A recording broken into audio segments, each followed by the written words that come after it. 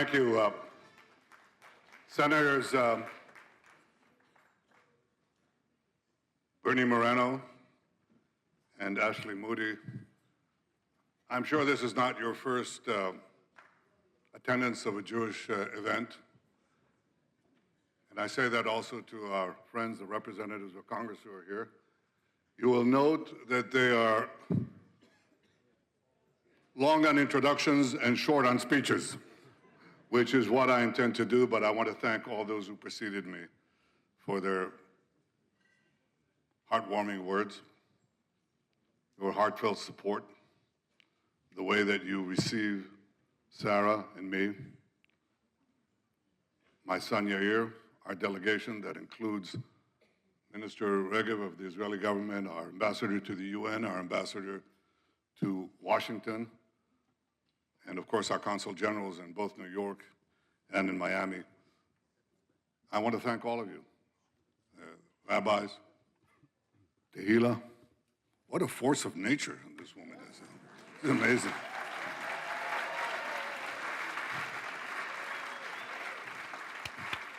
Her parents, Chana, that's where she gets it from, and Simon, that too, our wonderful friends.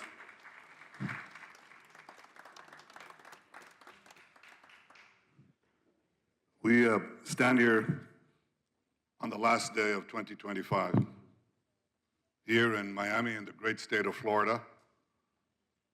I don't know of anyone who doesn't go to Florida these days. And most of them stay.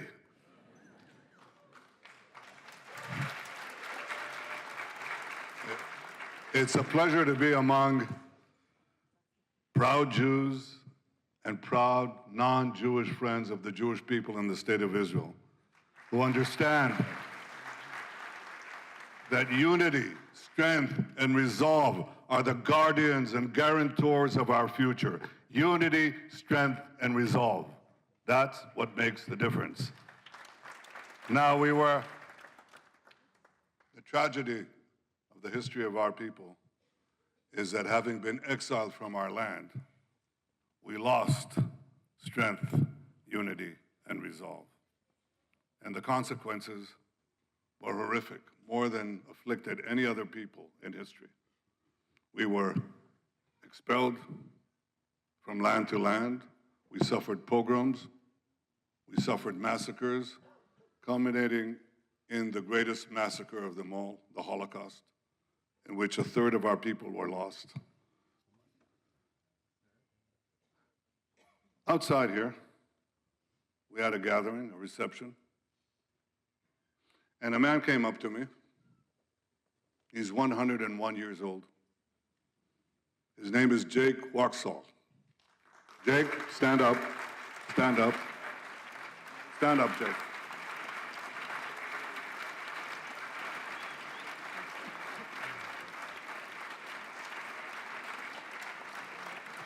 Jake is a Holocaust survivor. He escaped the death camps. And I shook his hand, and I said to him, and I said to you, I say to the entire world, never again. Never again. Never. Never again was last year, in which we demonstrated to the would-be destroyers of Israel, we shall destroy you. You shall not destroy us. Never again is next year, and never again is forever. Because we have changed Jewish history with the establishment of the sovereign Jewish state and the sovereign Jewish army and our defense arms. We are able to do something the Jews for centuries in the diaspora could not do. We were vilified by horrible lies, horrible lies. We're poisoning the wells. We're massacring Christian children to use their blood to bake matzos for Pesach. We were carrying vermin. And these vilifications always preceded the physical attack. We could defend ourselves neither against the first nor the second. But with the rise of the state of Israel, one thing changed. We have the capacity to fend off our would-be killers. We do that, and we demonstrated that. We restored the capacity of the Jewish people to defend themselves by themselves. We could do so with our own independent force. It doesn't mean that we've stopped the vilifications. They still continue. But we have the capacity to make sure that they don't succeed. We can do so because we have incredibly brave soldiers like Rani Gvili, a hero of Israel. A hero of Israel. Rani came to the front on October 7th, came to the front with a broken arm, and then he was shot twice. And he killed 14 terrorists before he ran out of bullets. And they killed him, and they took his body to Gaza. And I say to you, Talik and Itzik, his beloved parents, and his sisters who are here, and brother, we shall return him. We're working on it right now. He shall be back. The first one in, last one out, but he'll be back. Back to you and back to us.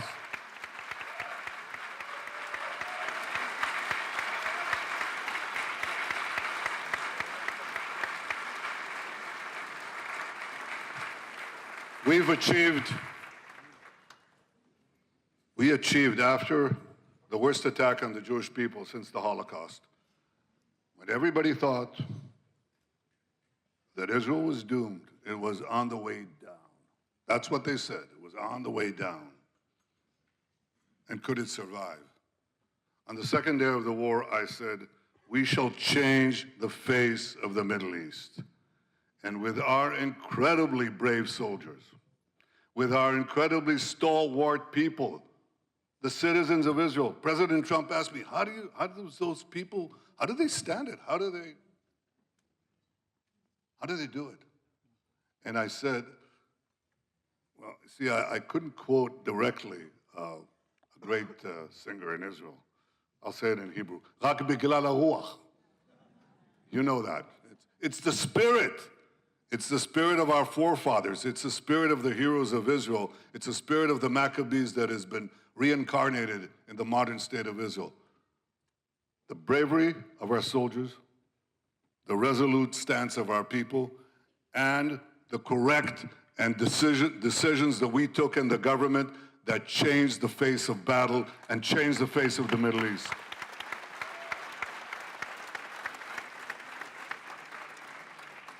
And there was one other thing. Two things. One, the ability to do the right thing, to decide to do the right thing, and then do it in the face of enormous pressure, including one that came from our greatest ally. We had to show that our enemies saw that we would do what is necessary to protect the life of our state and the life of our citizens.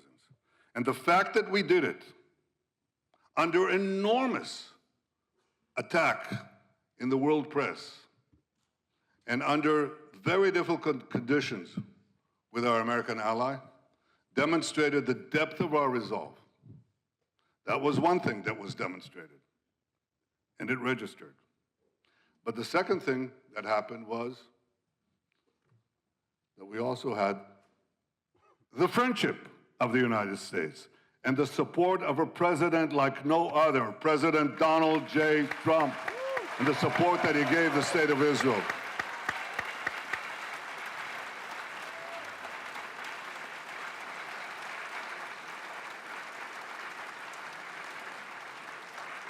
Now, mind you, I appreciated the fact that at the beginning stages of the war, President Biden came to Israel. I appreciated the fact that he helped us in the beginning.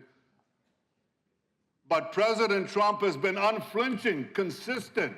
He never wavered, including in the meetings that we just had in Mar-a-Lago. That's someplace, I can tell you. I mean, it's got better weather than Washington. and a few other things. But the president is the same. His gut, his heart. We don't say gut, we say his kiss, you know, his instinctive support for the state of Israel, his understanding of what is right, what is just. That's been there from day one. And we have shown what happens when the President of the United States and the Prime Minister of Israel have no daylight between them. Wonderful things, wondrous things can happen. They did, and they will.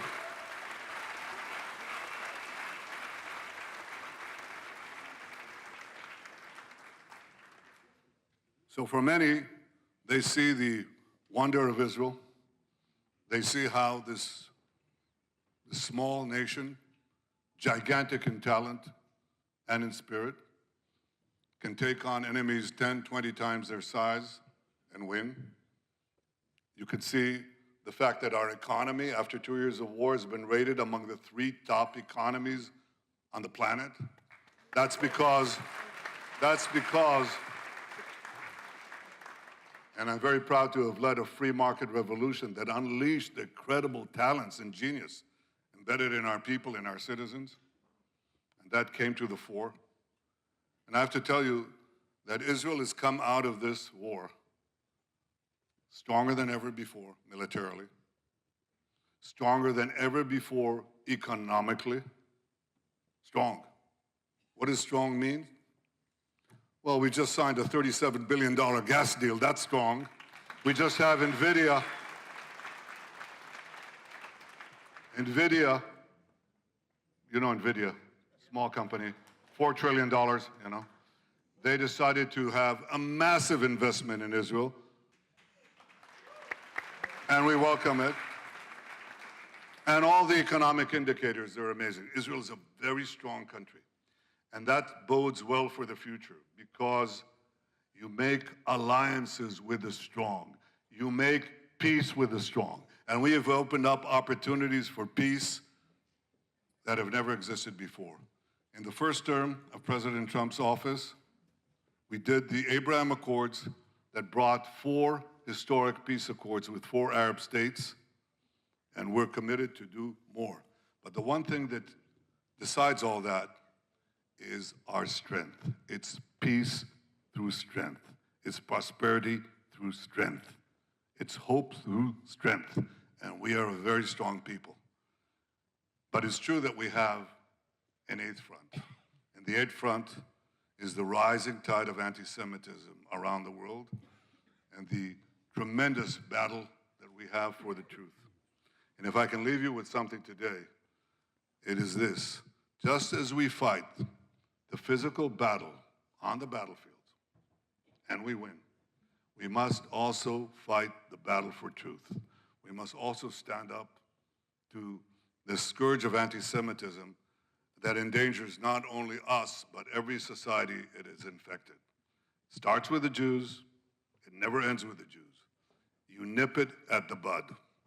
And that requires the courage of statesmen, public representatives, and citizens. I say to you, the members of the Jewish community of the United States, the last thing you should do before anti-Semitic attacks, as they attack you, the last thing you should do is lower your head and seek cover. That's not what you should do. You should stand up and be counted. You should fight back. You should speak up. You should attack your attackers. You should delegitimize the delegitimizers. That's what you need to do. And I have a secret for you. Nobody will fight for you more than you fight for yourself. That's what happens. When Israel fights for itself, all the governments, not all, but so many of the governments in the world come to us. When Israel is strong, others want to partner with us. You stand up and be counted, and you will see the difference. Don't be afraid.